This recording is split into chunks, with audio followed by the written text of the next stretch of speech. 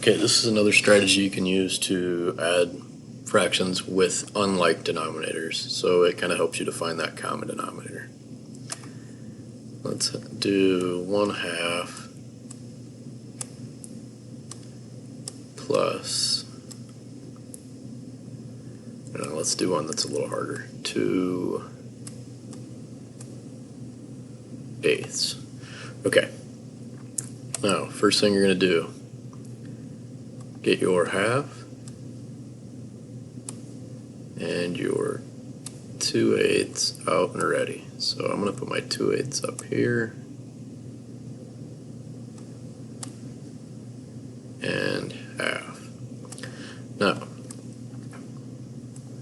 because I'm adding eighths, I'm going to see if I can find out how many eighths are equivalent to a half. So I'm just going to start taking some eighths out and matching them up until they match. Okay, so there it is. So I found 4/8 is equivalent to 1/2. Now, excuse me, I'm going to show you the mathematical way that you can find that. So we have half, and we know we're going to make it into a denominator of eighths. We're finding the equivalent fraction that has a denominator of 8. I have to multiply 2 times what to get to 8? Well, it's 2 times 4. So whatever I do to my denominator, I have to do to my numerator. So times 4.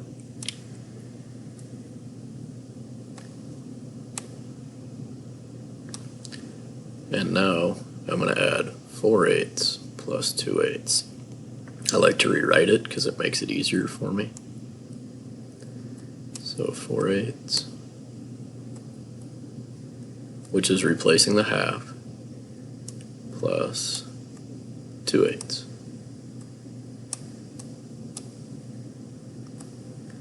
equals 6/8. And now we can simplify that. Dividing it by 2 would get us to 3/4, which is equivalent to 6/8. Okay, hope it helps. Thanks.